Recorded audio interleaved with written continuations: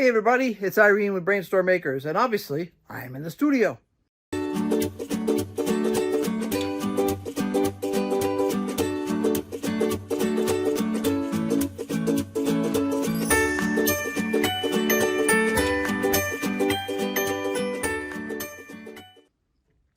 Now, yesterday, if you were following, we did a casting session, and Henry showed the whole run-up to it, how he gets up in the middle of the night and all that kind of fun stuff to run all the equipment that needs to be run before I can cast.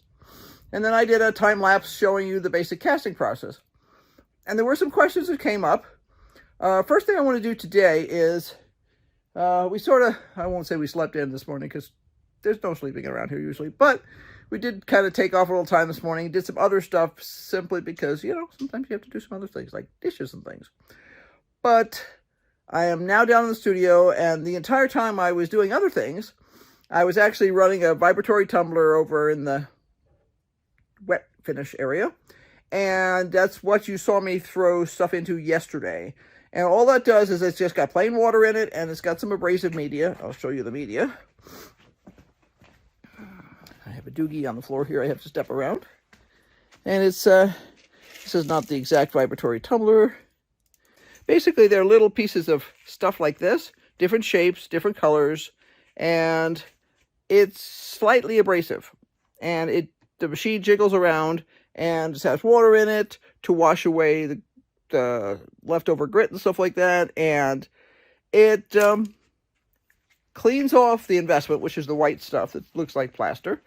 And it starts to polish the surface just a little bit so that I can see whether there's flaws in the surface or not. Because until the surface, sometimes a piece has failed. It's a half a piece. Like, say, this for instance. It's a half a piece. So it failed. But other times, it looks pretty good until you get in there and you've partially polished it.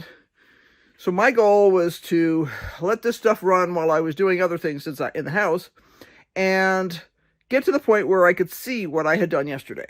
So there's some things that I was pretty confident, and you'll see there's media stuck in some of these things, which always looks funny, because it looks fine from this side, but then when you crank it around, there's media stuck in there. But that's fine. When I cut it off, it'll come out. These are pendants. They're called a Hercules Club. They're a Roman reproduction, and I have 1, 2, 3, 4, 5, 6, 7, 8. 8 of them. And to be honest, they look 100% perfect. If they're not, it's probably something super minor that I could polish out. And they'll be hung from this little loop up here that actually has a hole in it. And if it doesn't completely have a hole in it, I'll drill a hole. Sometimes you wind up with a hole that fills up. And yeah, it'll be a good thing. So I want to take a look at some of the other things that I have here, because they tell sort of an interesting story of what happened yesterday. So here's the bench, and this is where I'll be cutting off the pieces that are usable. The silver pieces, the extra pieces, either the pieces that failed or the pieces that are the bottoms, where the sprue button is attached, will go into this top one here. And the bronze ones will go into the bottom one. Very scientific. And they will get cleaned up and reused. I think Henry took a picture of me yesterday when I was measuring the metal, and the metal that we use is a combination of old and new metal. And the general rule of thumb is you have to use at least 50% new metal. Now, what do I mean by new metal? Well, let's go over here to the other side of the room.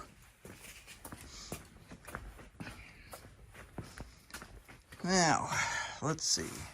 This is the weighing table. It has a little bit of the investment on it still from doing that the other day. But this is the scale that I use. It's a standard balance beam scale, just like I used in high school before they had digital scales. And we used this in chemistry when we were doing chemistry projects. So what I have here is I have 2 boxes, one of which says sterling and the other of which says bronze. Let's open up the bronze one. And as you can see, there's lots of those sprue bases. Lots and lots of them. Now, they're slightly different colors because some of them have been polished to different states of cleanliness. Something like this, I polish just enough to get it mostly clean, and then once I've thrown it into the furnace to melt, it will get a little bit of borax thrown on top to make sure it's clean enough. Some of these other pieces wound up getting all the way through finishing practically before I noticed that there was something like this, which simply cannot be repaired and is not good enough, because I don't sell things that look like that. So, yeah. So what I do is I take half of this. So say, let me see here. I'll give you an example. We have to do a little math. I know it's against the laws for somebody, but it's not for me, because you can't be a jeweler without being able to do math. Okay. 9 Valkyrie pendants.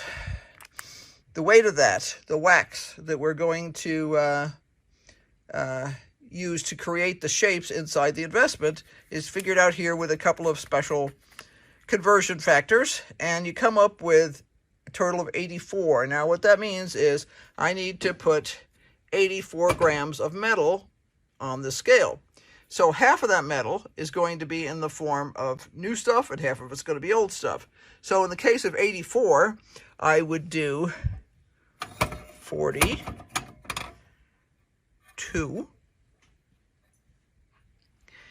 and you can see it says 42 there, just sliding those little balance beam things over. And then I would take chunks of metal. Now that one is too heavy to start with, so then I go to a smaller one. See if this guy's lighter. Oh, he's lighter, but he's still too heavy. Now, see, I'm never actually working with numbers this small, because I would go down this whole list here, and I don't cast one flask at a time. I cast, let's see, I have a list, supposed to be.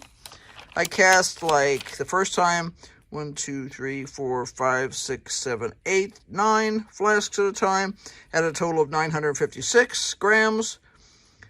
1, 2, 3, 4, at a total of 500 and I round them up here, 570 grams. 1, 2, 3, 4, 5, 8, 90 grams. 1, 2, 385 grams. And I'll have it marked as to what's bronze and what's silver. I have 2 different furnaces, and we can talk about those later, but they have different capacities, and they're made by different people and all that other kind of stuff, but they work the same way. They're what they call induction furnaces, which is the same way as your toaster oven would work, basically. It heats up through the use of electricity. So what I would do if I were casting just one piece is I'm casting 84, so I've got 42 here, and I have to find 42 grams of metal that I could stick on here and not have it tip too much. So I have to go to some small stuff.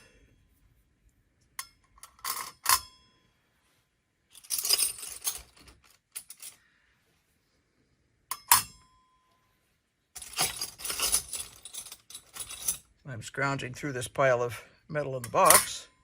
Okay, so that's too much. So maybe I take off that one, and that's still too much. So then maybe I take off that one, and that's too little. And that's really close. Now, I would make sure if I were actually doing this for casting purposes that that was the exact number. And I could actually cut the pieces apart to make them the exact number. Or I could decide to round up. So say if it says 84, which means I'm doing 42, then I might decide that I'm going to do 85 or 86. And it's not a problem as long as I'm consistent in how I do it. But this would then come off of here. And it goes into a box, and then one of these, which is actually from applesauce, will go on here. Now, this weighs something, so I have to take that into consideration. This weighs 6 grams, so 1, 2, 3, 4, 5, 6. I push it up to there, and that means I'm taking into consideration the fact that I'm putting weight on there that would subtract from my metal. Now, if I were using a regular electronic scale, and I do have one of those under here,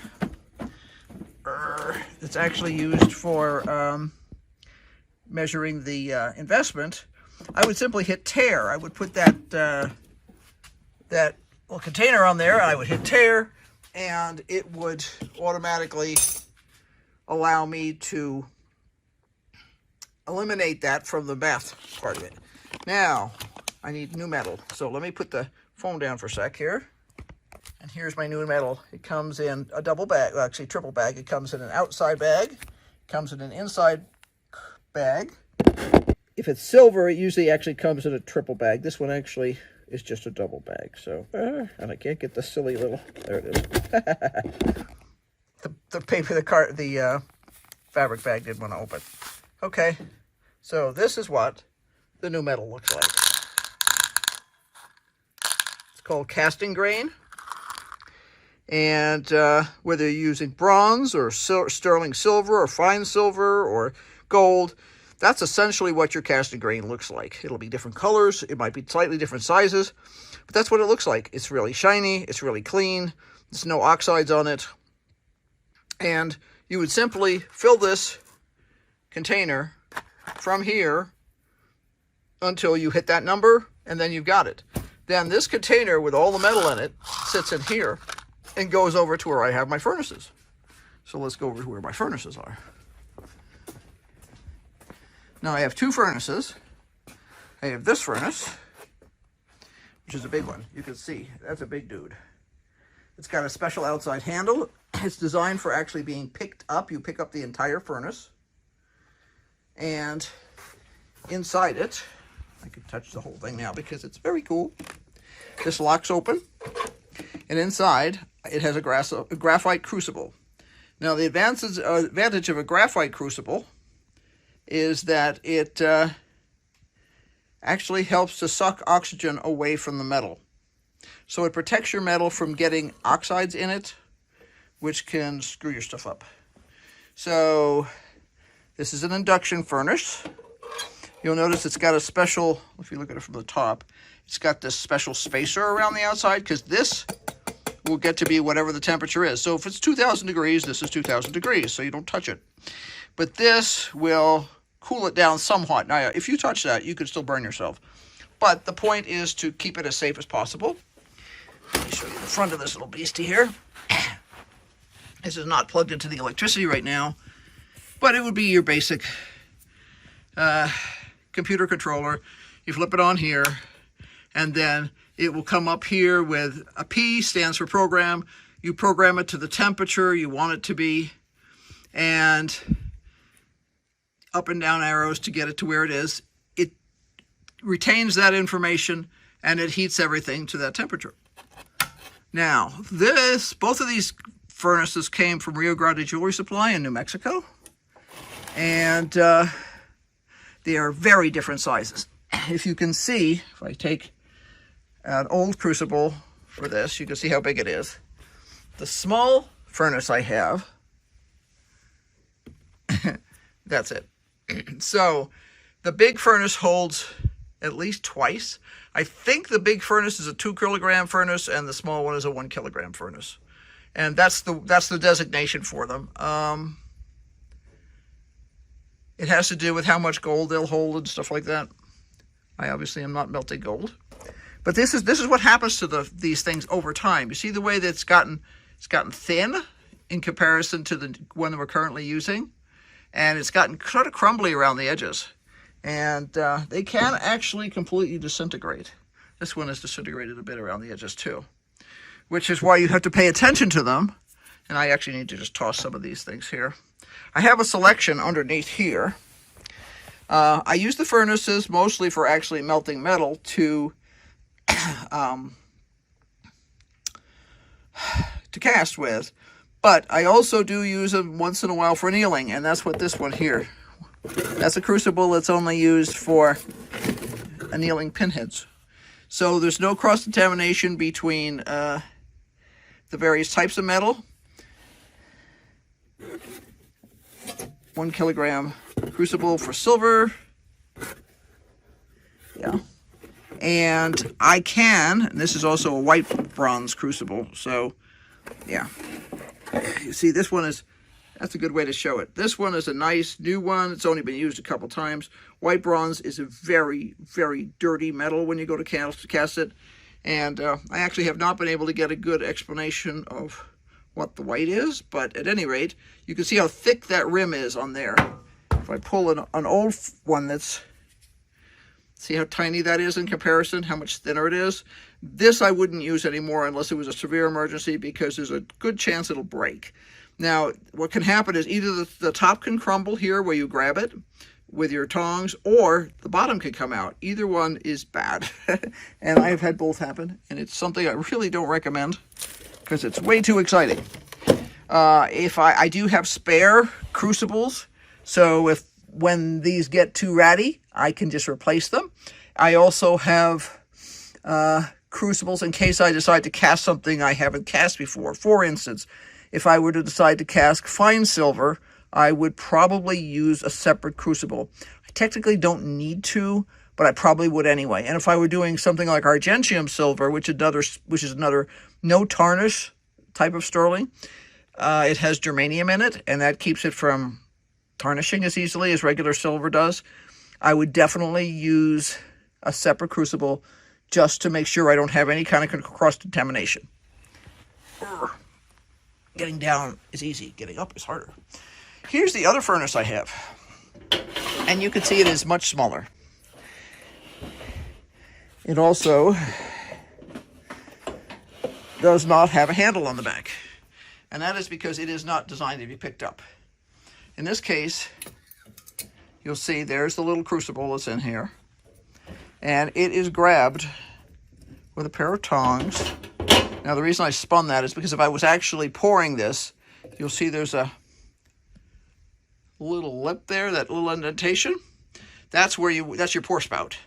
So I would set that pour spout opposite me so that when I grab this, the tongs go into the groove around the top of it, and they're not touching this part of the ring, because this metal of the tongs is going to be colder, and it's going to cool down the crucible faster. That's the last thing I want, is for that crucible to suddenly magically cool down and make my metal cool off too quickly. So yeah, that's the deal. And it's got the same kind of little programmable thingy jig on it as the other one does, but it has a case on the outside, but it's not spaced and all that sort of fancy stuff as much.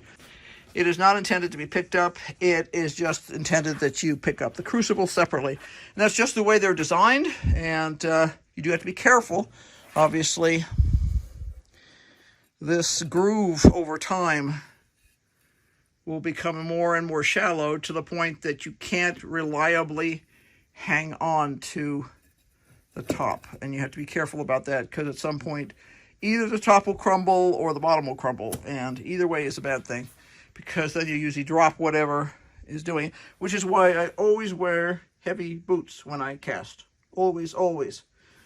People who do stupid things like wear open-toed sandals are just asking for, third and fourth degree burns. To give you an idea of how hot this metal is, this metal here is 2,000 degrees when I'm casting. And quite a number of years ago, when I was still in the process of setting up the shop, this stuff over here, which includes the burnout oven and the kiln, was not here. I had the Vic-9, that guy there, that is the vacuum machine that I have to rebuild. I had him over here. And